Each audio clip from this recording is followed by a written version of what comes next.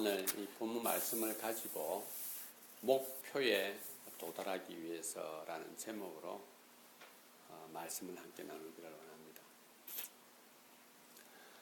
목표에 도달하기 위해서 우리 사람들은 다양한 계획들을 세웁니다. 목표에 도달하기 위해서 자신이 무언가를 해야 할 것인가에 대해서 고민도 합니다. 전략도 세우죠.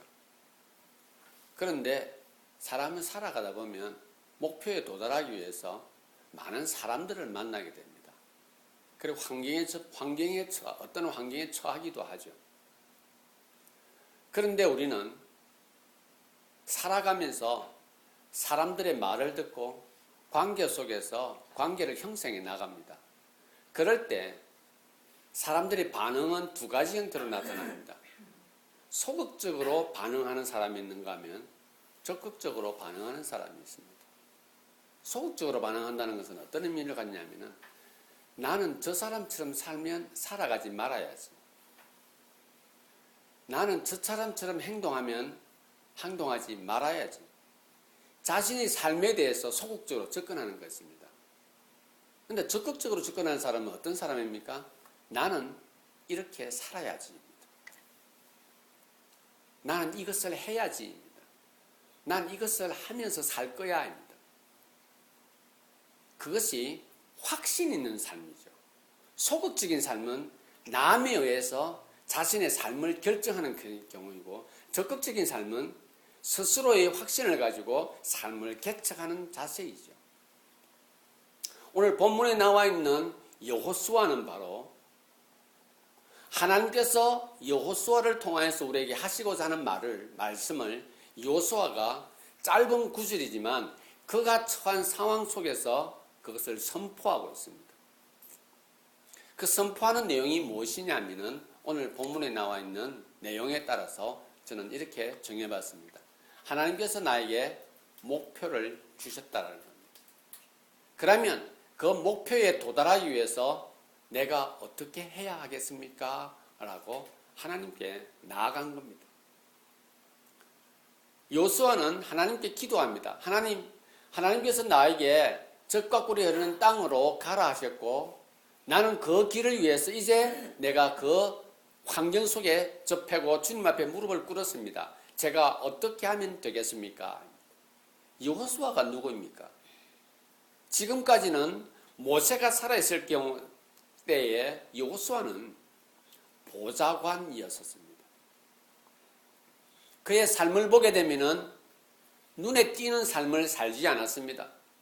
모세가 수없이 많은 사람들과 접하며 하나님의 일을 진행해 나가며 백성들을 인도하고 나가고 있을 그때에 여호수아는 이름도 없이 빛도 없이 자신에게 주어진 자리에서 그냥 묵묵히 자신의 일을 감당했던 사람입니다.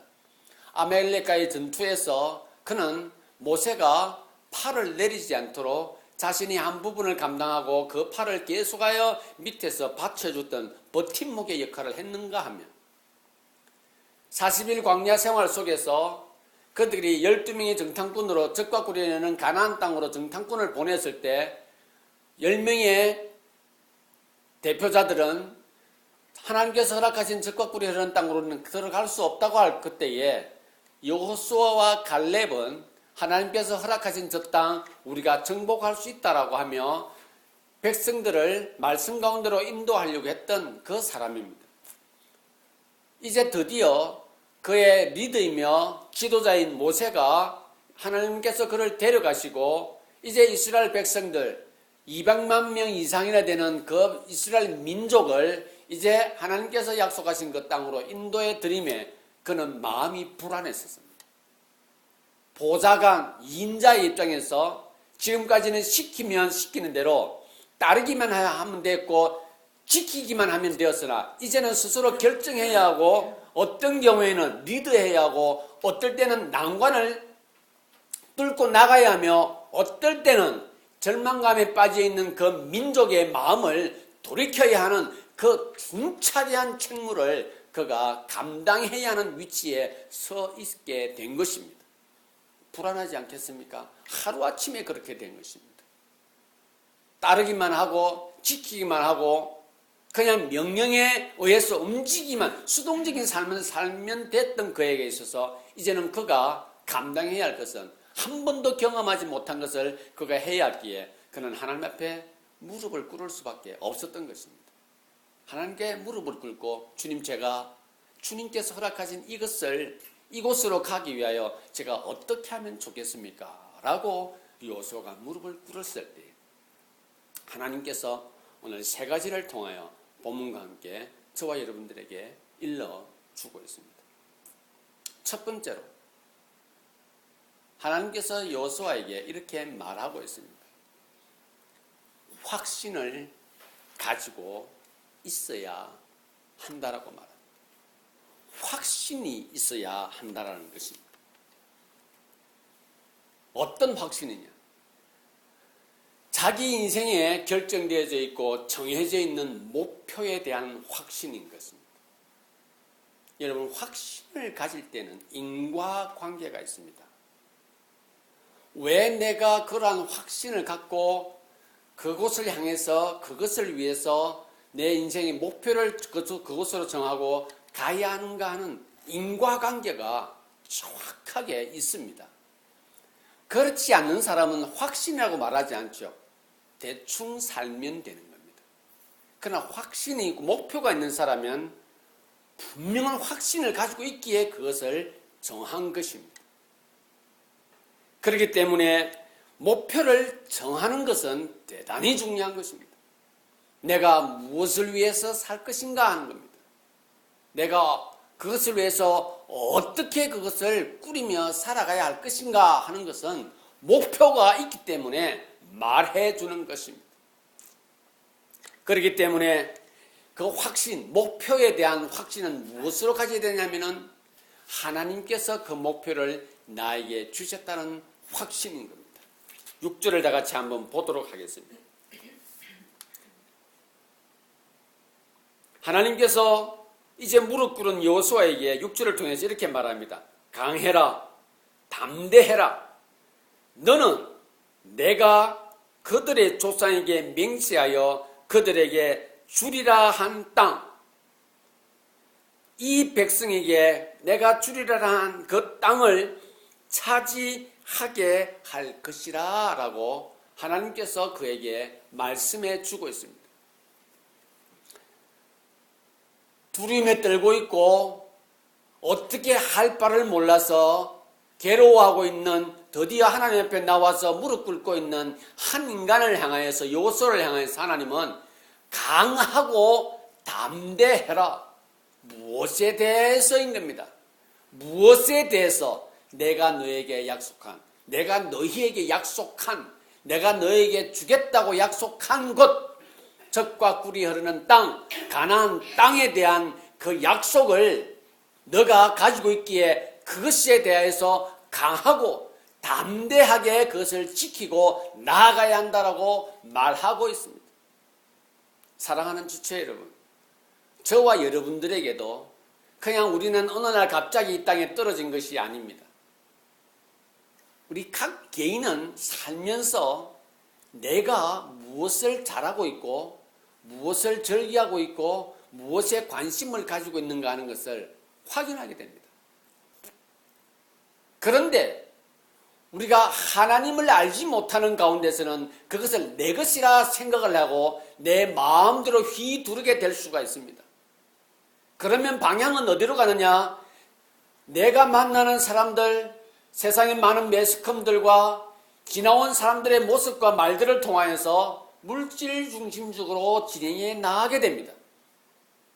그런데 내가 하나님을 만나고 나서 예수 그리스도의 대속의 은혜를 발견하고 난 이후에 내가 혼자서 살아가는 것이 아니라 더불어 살아갈 수밖에 없는 존재이구나 하는 것을 알게 됩니다. 그래서 어떤 사람은 살이 찌고 어떤 사람은 야이며 어떤 사람은 키가 크고 어떤 사람은 키가 작고 어떤 사람은 공부를 잘하고 어떤 사람은 운동을 잘하고 어떤 사람은 기계를 잘 만지고 어떤 사람은 나무를 잘 만지고 기술의 차이가 있고 머리의 차이가 있고 재능의 차이가 있는 것을 발견을 합니다. 그리고 누구나 다 똑같이 최고의 자리에 올라가는 것이 아니라 누구나 다 최고의 자리에 올라갈 수 있으나 그 재능에 따라서 가지고 있는 그 능력에 따라서 그가 속한 분야에서 최고의 경지에 갈 수 있는데 그 최고의 경지가 무엇을 위해서? 나의 기쁨을 위해서, 하나님의 영광을 위해서라고 할 때 하나님은 우리에게 우리의 방향과 우리의 길을 제시해 주는 겁니다. 그것이 바로 여기에 나와 있는 말씀에 따라서 우리가 확신을 가지게 되고 말씀에 근거해서 하나님의 인도하심을 받게 되는 것입니다. 내 개인적인 목표와 내 개인적인 확신을 가지고 살아가게 되면 그것은 뿔뿔이 흩어진 것이나 하나님의 말씀 가운데서 그것을 가짐으로 인해서 우리는 무엇을 생각하게 되냐면 확신이라고 하는 것은 공유되어지는 것이다 라는 것을 알게 됩니다. 공유되어진다고 하는 것은 무엇을 의미하는 것입니까? 이 건물을 보더라도 알 수가 있습니다. 어떤 사람은 건물을 짓는 것을 기뻐하고 그것에 즐거움을 느끼며 인생의 의미를 발견하고 자신은 많은 사람들이 가장 안전하게 귀가할 수 있는 집을 짓는 건축의 기술을 가지고 있기에 그 건축 기술자들이 이 집을 예쁘게 지으면서 그들은 기쁨 가운데 지었습니다. 어떨 때는 비가 오고 어떨 때는 이 부자자들이 빨리 공급이 안 돼서 힘들고 어려웠지만은 그러나 그는 기다리며 인내하는 가운데 이 건물을 올렸고 우리들은 내가 가지고 있는 능력과 내가 가지고 있는 재능에 따라서 직장에도 다니고 어떤 사람은 학생의 신분에서 그리고 주부의 신분에서 자신의 삶에 최선을 다하다가 이곳에 모여서 함께 예배하는 이 일에 우리가 동참을 하게 됩니다. 그러나 그들은 각자의 삶의 현장에서 이 건물을 지은 사람처럼 내가 무엇을 하든 그것에 대해 기쁨을 누리고 즐거움을 누리는 가운데 하루하루를 산 그들이 이 자리에 모여서 함께 예배하는 것입니다. 우리가 누리고 있는 것을 한번 보십시오. 이러한 기기가 있는가 하면 저런 책들이 있고 우리가 앉아있는 의자도 있고 수없이 많은 것들이 무엇에 의해서 그것을 하는 사람들의 기쁨에 의해서 만들어진 그러한 요소들을 우리가 함께 누리는 겁니다. 그렇기 때문에 이 모든 것은 우리가 함께 공유하는 가운데 우리는 주님 앞에 예배 드리는 것처럼 우리의 삶의 모습도 마찬가지입니다. 내가 속한 삶의 현장에서 내가 무엇을 기뻐하고 무엇을 즐거워하고 있으며 무엇의 행복감을 누리고 있는가 하는 것을 확인해야 합니다. 그리고 그것은 주님 오시는 그날까지 아니면 내 삶이 닿는 데까지 그것에 내가 시간을 투자하고 물질을 투자하고 내 능력을 투자하는 것이 의미가 있고 가치가 있다고 생각한다면 그것이 바로 행복인 것입니다. 그래서 확신은 공유되어지는 것인데 그 공유되어지는 것은 다양한 모습으로 다르게 형성되어져 있습니다. 분야마다 다르고 모습마다 다르고 그 사람이 가지고 있는 성격마다 가치마다 다 다른 것입니다. 그러나 이러한 목표와 확신들이 공유되어질 때에 우리는 모두가 다 기쁨 가운데서 내가 어떠한 것을 누리게 되고 어떤 것을 얻게 되고 어떤 것을 확인하게 되는 겁니다. 그 가운데 나도 여러분 각 개인도 속하여져 있는 것입니다. 그렇기 때문에 나에게 주어진 어떤 일에 대해서 하나님께서 허락하신 나를 통하여서 하나님께서 목표를 정하시고 나에게 그곳으로 걸어가게 하신 것이 있는데 그것이 억지로 밀어넣는다고 해서 되는 것이 아닙니다. 우리의 삶은 억지로 만들어지는 것이 아닙니다. 누가 그것을 민다고 해서 되는 것이 아닙니다. 우리 어릴 때 부모님들은 그랬죠. 부모가 원하는 대로 자식들을 밀어가려고 그랬죠. 부모님들의 삶의 기쁨이 자신들이 누리지 못한 것을 자식들에게는 그 누리도록 자식들을 밀고 억지로 그것으로 가도록 했죠. 재능과 그가 좋아하고 기뻐하는 것과는 관계가 없이 부모님이 좋아하는 것이 바로 네가 좋아할 것이라고 억지로 가치를 심어 넣었죠. 그래서 우리는 어릴 때 그렇게 해서 부모님들의 생각에 따라서 의지에 따라서 우리의 삶을 어느 정도까지 살아갔던 경우도 있을 것입니다. 하나님께서 우리에게 말씀하십니다. 내가 너를 씌우고 너에게 목표를 주고 그곳으로 가는 그 모든 걸음에 있어서 나는 너를 억지로 미는 것이 아니라 네가 스스로 내가 너에게 준 목표와 내가 너에게 준 그 길에 대해서 네가 의미를 발견하게 될 것이며 하나님은 그것을 우리로 하여금 각 개인에게 주신 기프트라 말씀하십니다. 은사인 것입니다. 누구는 기계를 잘 만지고, 누구는 공부를 잘하고, 누구는 음악을 잘하며, 누구는 옷을 잘 만지고, 어떤 사람은 작곡을 잘하고, 어떤 사람은 어떤 것을 잘 기획하고, 다 다른 것입니다. 그러나 이것이 하나님 앞에 있을 때에 하나님께서 나에게 주신 것인 것을 확신될 때 거기에서 삶의 의미를 발견하게 되고 그 확신과 목표는 공유되어지는 것입니다. 그럴 때 하나님께서 허락하신 이 확신 가운데 살아갈 때 우리가 속한 사회는 기쁨과 즐거움 가운데 각자 자신이 처한 환경 속에서 서로를 위하여 세우고 서로를 격려하는 가운데 자기의 것들을 발휘하게 되는 것입니다. 하나님께서 우리에게 목표를 향해서 나아가며 그것을 정확하게 그 목표를 세워가기 위해서는 먼저 확신이 있어야 합니다. 그리고 이 확신은 두 번째로 말씀에 근거되어진 것이어야 한다는 사실입니다. 본문 말씀을 한번 제가 한번 읽어 드리겠습니다. 8절을 보면 이렇게 기록하고 있습니다. 7절.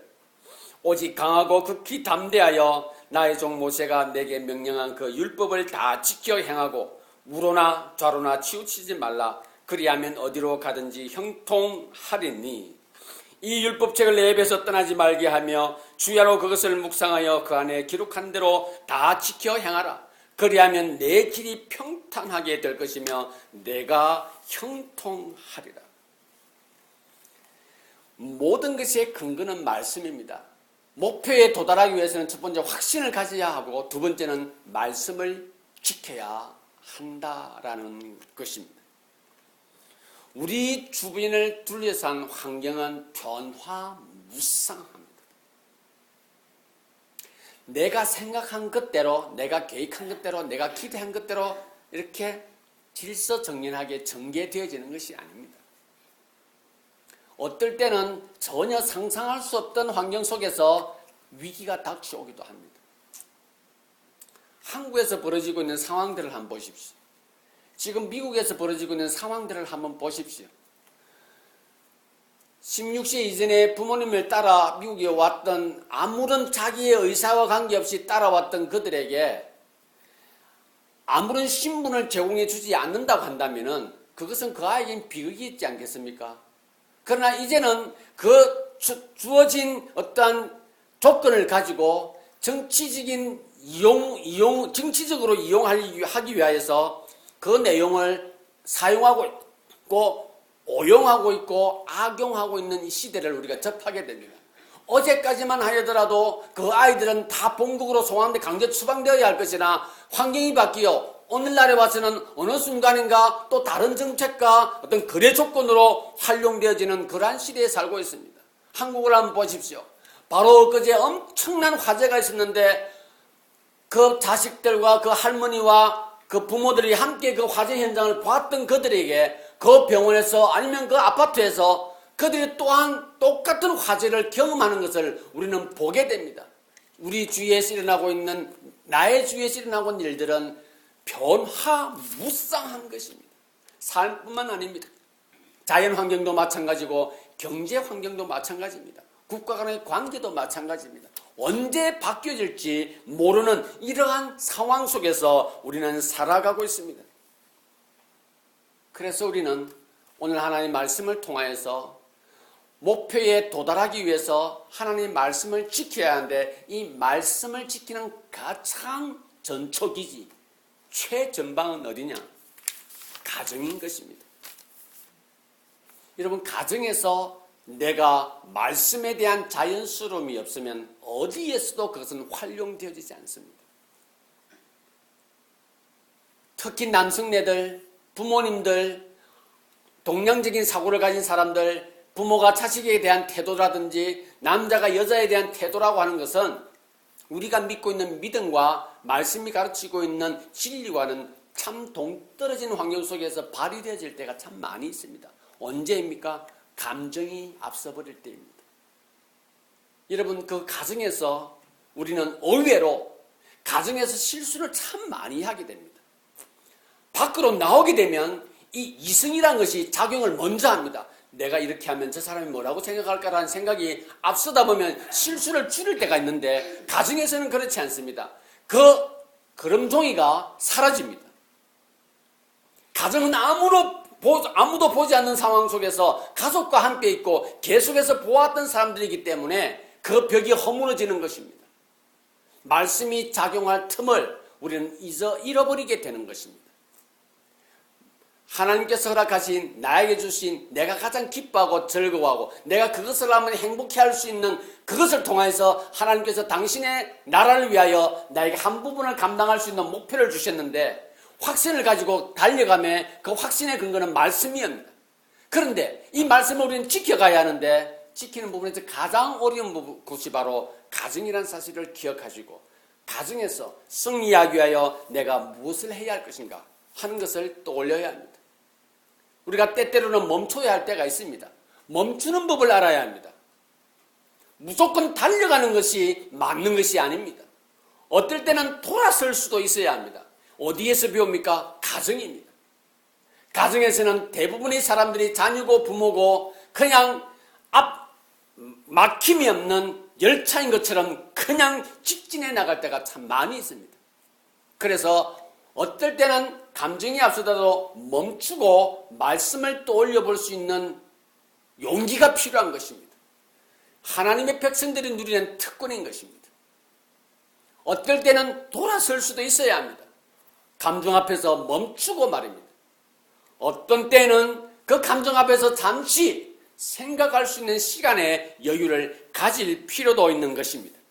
순간과 때를 판단하고 그 다음을 결정해야 하는 방법들을 하나님께서는 가정을 통해서 우리에게 배우게 하시고 훈련하게 하십니다. 목표를 도달하기 위해서는 우리는 하나님의 말씀을 지켜야 하는데 그 말씀을 지키는 도장을 가정으로 생각하고 그 가정을 통하여서 하나님의 것을 은혜를 누리는 그러한 삶을 살아가는 저와 여러분들이 될 수 있기를 바랍니다. 마지막 세 번째입니다. 목표에 도달하기 위해서는 전진해야 합니다. 9절을 한번 읽어드리겠습니다. 내가 네게 명령한 것이 아니냐. 강하고 담대하라. 두려워하지 말며 놀라지 말라. 네가 어디로 가든지 내 하나님 여호와가 너와 함께 하느니라 하시니라. 목표에 도달하기 위해서는 멈춰 있으면 안 됩니다. 앉아 있으면 안 되는 겁니다. 전진해야 합니다.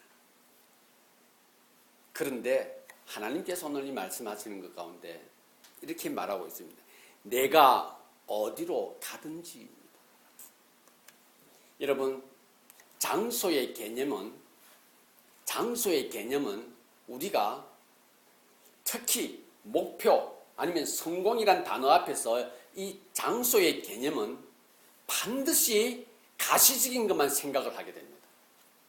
그리고 이 시대는 우리에게 변화되어야 하고 뭔가 나아져야 하고 좋아져야 한다라고 말할 때는 가시적인 것들을 굉장히 많이 표현을 하고 있습니다. 거의 90% 내지는 98%에 근접하는 그러한 프로테이지에 따라서 가시적인 것을 우리에게 요구를 합니다.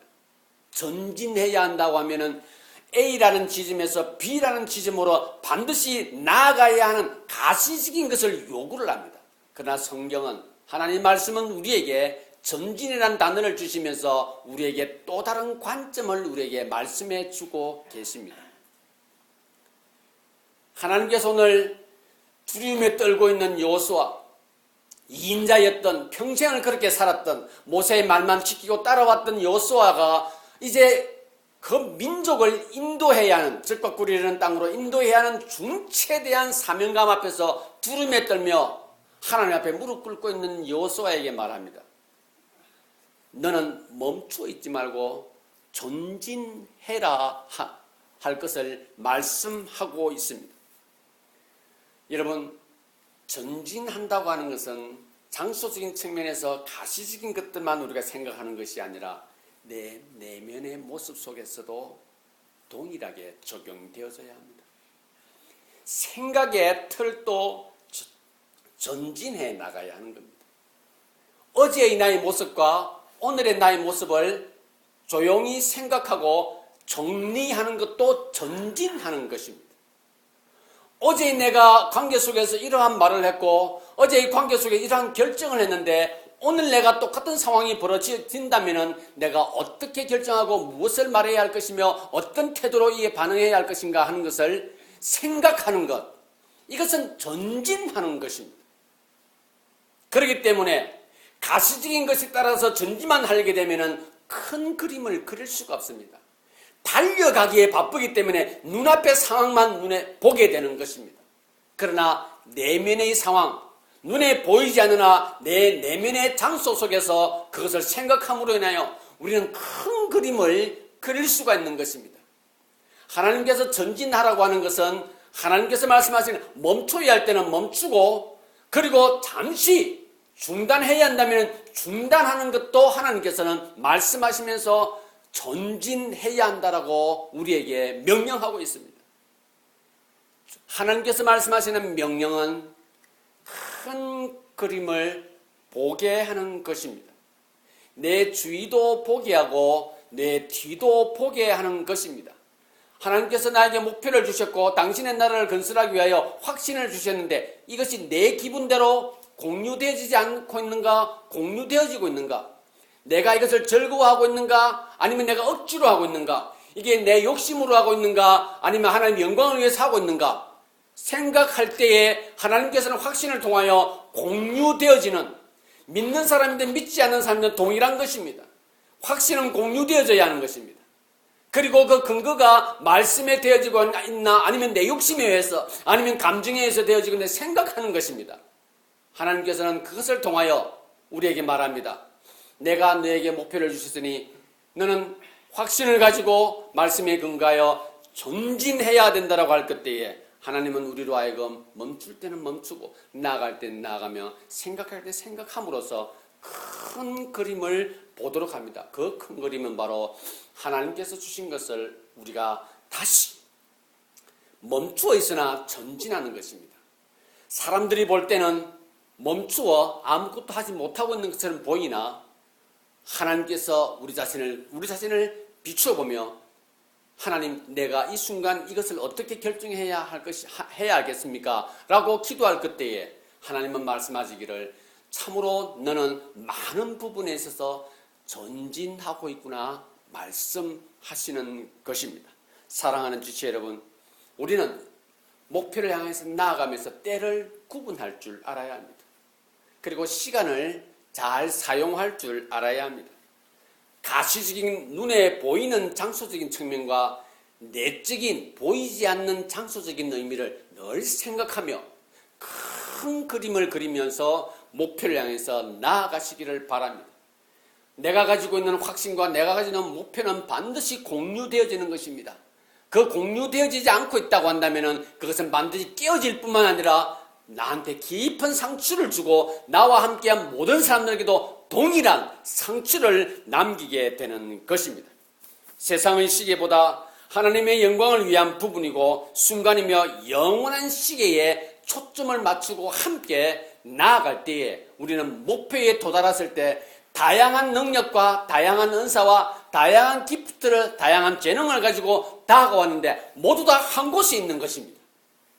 언제 그 사람이 이곳으로 왔는지는 알지 못하나 그들의 말을 들어봤을 때 내게 주어진 것들에서 난 기쁨을 했고 최선을 다했다고 하는 메시지 앞에 동일하게 하나님께서 허락하신 목표를 향해서 달려가며 말씀에 근거한 목표, 확신은 다 공유되어지는 것이고 똑같은 의미를 가지고 있구나 하는 것을 알게 되는 것입니다. 결론을 맺겠습니다. 2017년, 2016년 젊은이들 사이에 소확행이라고 하는 단어가 유행했습니다. 무라카미 하루키라고 하는 일본 작가가 적은 수필집에 나와 있는 내용입니다. 소확행.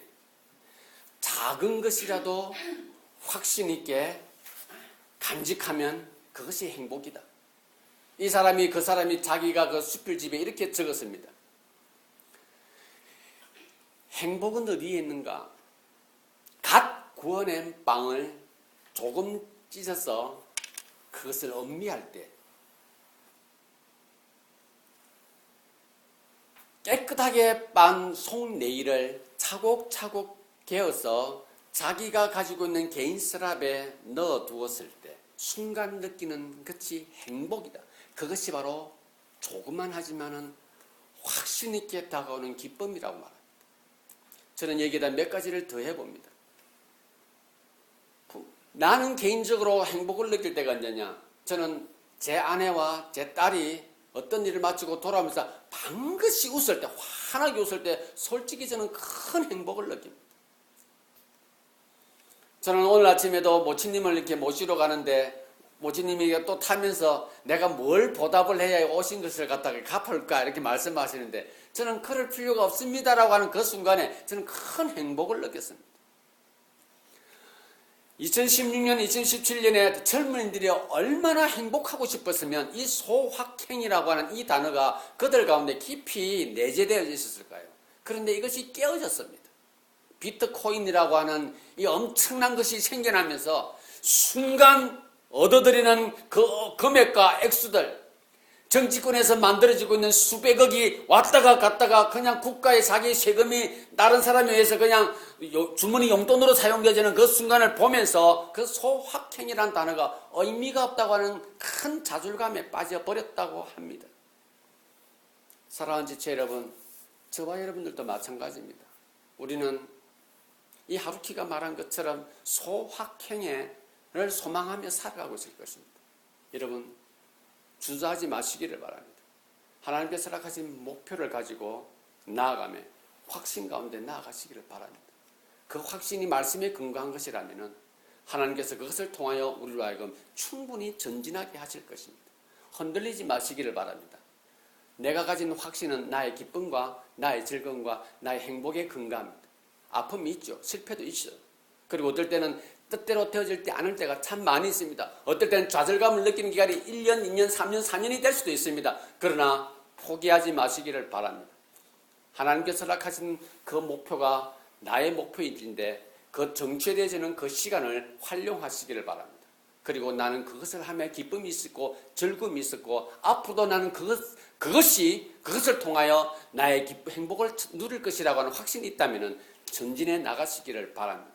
주님께서 허락하신 오늘 본문 말씀을 통하여 우리가 목표에 도달하기 위해서는 다양한 신분, 다양한 환경 속에서 살아가나 확신을 가지고 말씀을 지키는 가운데 전진하는 삶을 통하여 하나님께 영광을 돌려드리고 다 같이 내가 가장 기뻐하는 곳에서 행복을 누리는 저와 여러분들이 될 수 있기를 바랍니다.